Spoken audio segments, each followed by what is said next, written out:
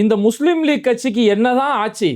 அமைச்சர் பொறுப்பு கொடுத்து அவ்வளோ பெரிய சோஃபால உட்கார வச்சோம், ஏன் இவ்வளோ ஆத்திரப்பட்டுக்கிட்டே இருக்கிறாங்க? யோ, எப்படியா கேள்வி கேட்ப நீ? நான் சொல்லாதது நீ எப்படியா நீ கேள்வி கேட்கலாம்?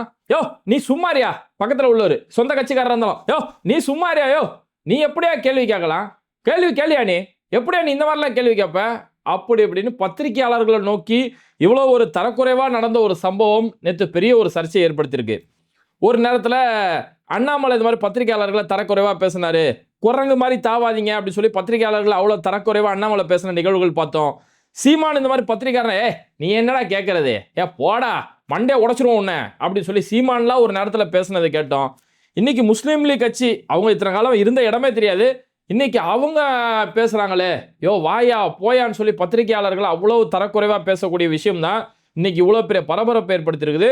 அதில் அவர் சொன்ன விஷயம், அந்த பத்திரிகையாளர் ஒரு நியாயமான கேள்வி கேட்கிறாரு. சார், இன்னைக்கு கூட்டணி திமுக கூட்டணியிலேருந்து வெளியேறிட்டுன்னு சொல்லிடுறீங்களே, வெளியேறன்னு சொல்லி அஃபிஷியலாக அறிவிச்சிட்டாங்க. திமுக கூட்டணியிலேருந்து வெளியேறிட்டு தாவேக்கால போய் சேர்ற போறதுக்கான வேலைகள் செய்கிறீங்களே, ஆனால் நீங்கள் தானே திமுகவுக்கு ஓட்டு போடுறது 6வது கடமைன்னு சொன்னீங்க.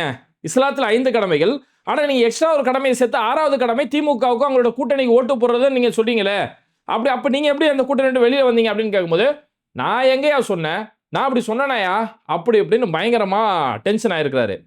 உண்மையாலே பேராசிரியர் காதர் மொய்தீன் அவர்கள் திமுகவுக்கும் திமுகவுடைய கூட்டணிக்கும் ஓட்டு போடுறது முஸ்லீம்களுடைய கடமை, ஃபர்லு கடமை அப்படின்னு அவர் சொல்லலையா அப்படின்னா அவரு சொல்லியிருக்கிறாரு. அவர் சொன்னது அந்த காலத்திலே ஒரு நேரத்தில் அவ்வளோ பெரிய சர்ச்சையை ஏற்படுத்திச்சு. பல ஆலிம்கள் அதுக்கு கண்டனம் தெரிவித்தாங்க. அந்த கேள்வியை இத்தனை வருஷம் கழிச்சு ஒருத்தர் கரெக்டாக டார்கெட் பண்ணி அந்த கேள்வியை கேட்டோன்னே அவருக்கு கோபம் வந்துருச்சு. அவர் முன்னாடி திமுக கூட்டணிக்கு ஓட்டு போடுறது ஃபர்லு கடமை அப்படின்னு சொன்னார் இல்லையா, அந்த கிளிப்பை ஃபர்ஸ்ட் நீங்களே பார்த்துருவாங்களேன். ஹஜ் செய்வது எப்படி ஃபர்லு கடமையோ, நோன்பு நோற்பது எப்படி ஃபர்லு கடமையோ, நபிகள் நாயகம் பேரை கேட்டால் ஸல்லல்லாஹு அலைஹி வஸல்லம் என்று சொல்லுவது எப்படி கடமையோ, அதே மாதிரி இந்த ஜனநாயக முற்போக்கு கூட்டணி வெற்றி பெற செய்ய வேண்டியது இந்த தேர்தலில் நமது பரலான கடமை. முஸ்லிம்களுக்கு 5 கடமை இருக்கு. 6வது கடமையாக ஓட்டு போடுவது ஜனநாயகத்தில் கடமை, அதை நிறைவேற்ற வேண்டும் என்று அப்பொழுது நாங்கள் திமுக கூட்டணி இருந்தோம். திமுக கூட்டணிக்கு திமுகவுக்கு ஓட்டு போடுவது 6வது கடமை என்று நான் சொன்னதும் இல்லை. இன்னைக்கு இந்த வீடியோ தான் இன்னைக்கு சோசியல் மீடியாவில் பெரிய அளவில் வைரலாக மாட்டிக்கிட்டு இருக்கு. இவர் தான் சொல்லியிருக்கிறாரு, ஹஜ்ஜு செய்வது எப்படி ஃபர்லு கடமையோ, நோன்பு நோற்பது எப்படி ஃபர்லு கடமையோ, நபி ஸல்லல்லாஹு அலைஹி வஸல்லம் அவங்களுடைய பேரை கேட்டோன்னா ஸலவாத்து ஸல்லல்லாஹு அலைஹி வஸல்லம் சொல்றது எப்படி கடமையோ, அதுபோன்று இந்த ஜனநாயக முற்போக்கு கூட்டணி திமுக தலைமையிலான ஜனநாயக முற்போக்கு கூட்டணிக்கு இந்த தேர்தலில் ஓட்டு போட்டு வெற்றியடை வைப்பது முஸ்லிம்களின் மீது ஃபர்லு கடமை அப்படின்னு சொல்லி இவர் தான் ஒரு நேரத்தில் பேசினாரு. ஆனால் இப்போ பத்திரிகையாளர் அந்த கேள்வியை கேட்ட உடனே என்ன மாற்றி பேசுறாருன்னா, நான் அப்படிலாம் சொல்ல, திமுகவுக்கு ஓட்டு போறதெல்லாம் ஃபர்லுன்னு சொல்லலை, இந்த தேர்தல் பொதுவாகவே தேர்தலில் ஓட்டு போடுறது ஜனநாயக ரீதியாக ஓட்டு போடுறது கடமை, தேர்தலில் ஓட்டு போடுறது தான் கடமை சொன்னனே தவிர திமுக கூட்டணிக்கு ஓட்டு போடுறது ஃபர்லுன்னு நான் சொல்லவே இல்லை அப்படின்னாரு. ஆனால் அவரோட பழைய வீடியோ போய் நம்ம தோண்டி எடுத்து பார்த்தோம்னா, திமுக கூட்டணிக்கு ஜனநாயக முற்போக்கு கூட்டணிக்கு திமுக கூட்டணிக்கு ஓட்டு போடுவது ஃபர்லு கடமை அப்படின்னு சொல்லி இவர் தான் பேசினாரு. இவங்கள்ட்ட இருக்க இந்த கோளாறே இதுதான். எல்லாத்தையும், அதாவது ஒரு நபரை தூக்கி தாழ்த்தி பேசுறது, தூக்கி வச்சு பேசுறது, அப்படி பேசினா இவங்களுக்கு கிடைக்க வேண்டியது ஏதாவது கிடைக்கும். இன்னைக்கு சோஃபா கடைக்காரர் பெரிய சோஃபாவை கொடுத்துருக்காரு இல்லையா, அப்போ யாரை தூக்கி வச்சு பேசினா இவங்களுடைய ஆதாயத்துக்காக இஸ்லாத்தோட கொள்கையெல்லாம் தூக்கி காத்துல தூக்கி போட்டுறது, ஃபர்லோட கொண்டு போய் எதோட போய் ஒப்பிட பேசுறது, ஹஜ்ஜு செய்யறதும் நோன்பு நோக்கிறதும் நபி ஸல்லல்லாஹு அலைஹி வஸல்லம் ஸலவாத்து சொல்றதும் இது ஒண்ணா. அப்போ இவங்களுக்கு ஒரு சீட் ஏதோ ஒன்று கிடைச்சிடும், 2 சீட்டோ 3 சீட்டோ கிடைச்சிருங்கிறதுக்காக ஃபர்லோட கொண்டு போய் இதை போய் கம்பேர் பண்ணி ஒரு நேரத்தில் பேசினாங்க. அந்த நேரத்தில் பெரிய ஆலிம் பெருமக்கள் பெரிய அளவிலான கண்டனம் தெரிவித்தாங்க. ஏங்க, ஃபர்லுங்கிறது ஒரு மூமின் ஒரு ஃபர்லான காரியத்தை விட்டானா நாளைக்கு மறுமையில் அல்லாட்ட பதில் சொல்லணும், அதுக்கு சொர்க்கம் நரகம் சொல்லி கேள்வி கணக்கு இருக்குது, அதோட கொண்டு போய் எப்படிங்க நீங்கள் இதை போய் முடிச்சு போடலாம் அப்படின்னு அன்னைக்கே பல்வேறுபட்ட சர்ச்சை இருந்த நேரத்தில் இன்னைக்கே திரும்பி மாற்றி சொல்கிறாரு, திமுக கூட்டணி ஓட்டு போடுறதெல்லாம் ஃபர்லுன்னு சொல்கிறேன், ஜனநாயக ரீதியாக ஓட்டு போடுறது ஃபர்லுன்னு சொல்கிறேன். அப்போ நான் என்ன கேட்குறேன், ஜனநாயக ரீதியாக ஓட்டு போடுறது அப்போ இஸ்லாத்தில் ஃபர்லா? என்ன பேச்சு, எந்த நேரத்தில் எதை பேசுறன்றது கூட அவருக்கு தெரியல. இந்த அளவுக்கு மாற்றி பேசுறாரு. தங்களுடைய ஆதாயத்துக்காக இந்த மாதிரி செயல்படுறது. இதுக்கு முன்னாடி இந்த மேடையில் மட்டும் பேசல, இவங்க போராட்டமெல்லாம் இப்போ தாவேக்கால இதே தான் பேசி வச்சிருக்கிறாங்க. இதுக்கு முன்னாடி ஒரு மேடையில் பேசினாரு, இஸ்லாமியர்கள் பொதுவாகவே தங்களுடைய உள்ளங்களில் யாரையும் ஏற்றி வைக்க மாட்டார்கள், தங்களுடைய உள்ளங்களில் அல்லாவை படைத்த இறைவனை அல்லாவை உள்ளங்களில் ஏற்றி வைப்பார்கள், அண்ணல் பெருமானார் ஸல்லல்லாஹு அலைஹி வஸல்லம் அவர்களை தங்களது உள்ளத்தில் போற்றியும் ஏற்றியும் வைப்பார்கள்.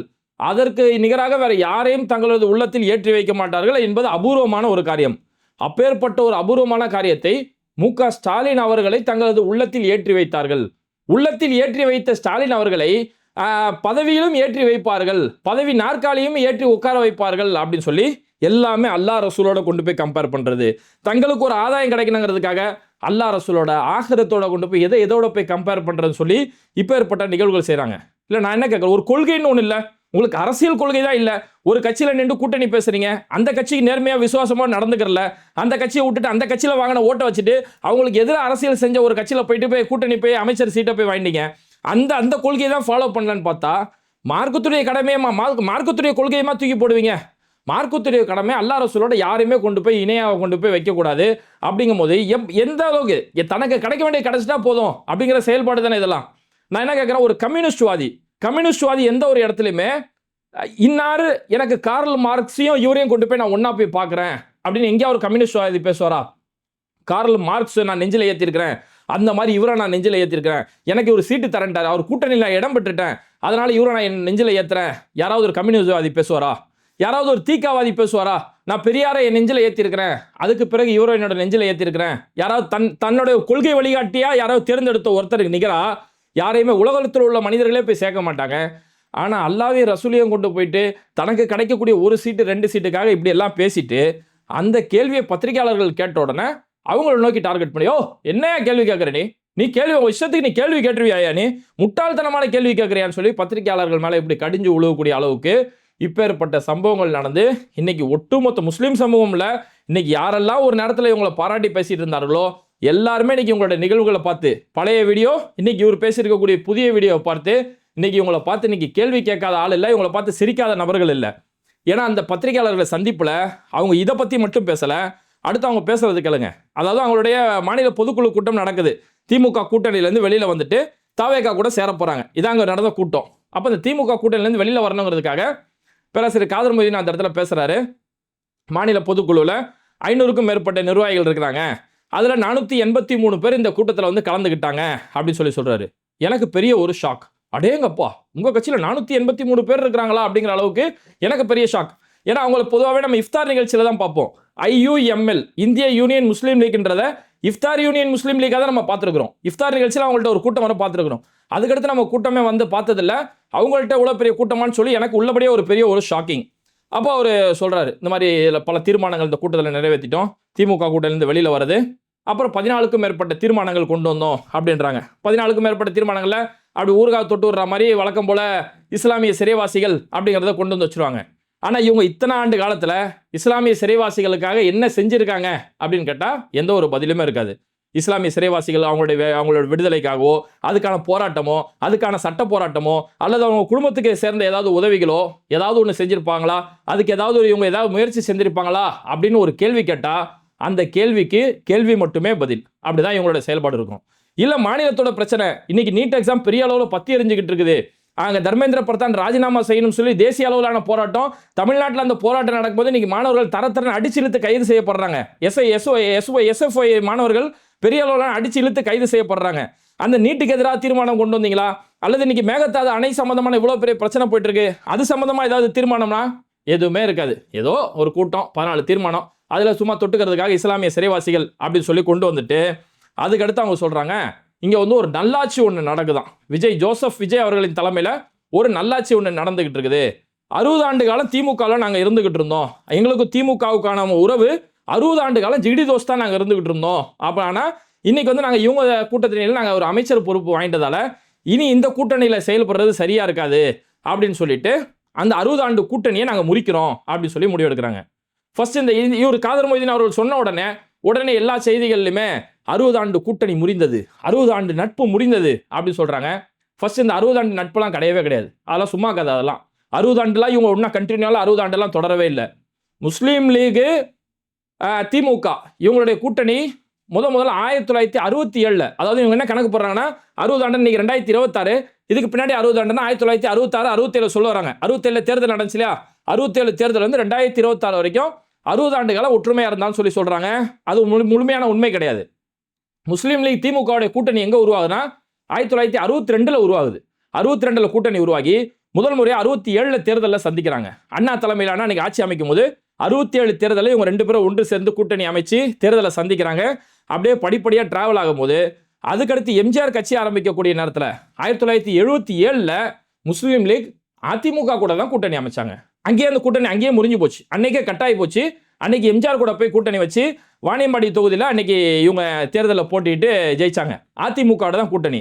அதுக்கப்புறம் 89 தேர்தலில் முஸ்லீம் லீகை 2 கூறா பிரிஞ்சது. அப்துல் சமத் அணி, லத்தீப் அணி அப்படின்னு சொல்லி 2 கூறா பிரிஞ்சு அப்துல் சமத் அவர்களுடைய அணி வந்து மூப்பனார் அன்னைக்கு தனி கட்சி ஆரம்பிக்கிறாரு. காங்கிரஸ்ல இருந்து பிரிஞ்சு போய் தமிழ் மாநில காங்கிரஸ் ஆரம்பிச்சுட்டு அப்போ ஒரு தனி கட்சி ஆரம்பிக்கும் போது அப்துல் சமத் அணி முஸ்லீம் லீக் அப்துல் சமத் அணி மூப்பனார் கூட சேர்ந்து கூட்டணி வச்சு 5 இடங்கள்ல போட்டிடுறாங்க. 5 இடங்களையும் தோத்து போயிட்டாங்க.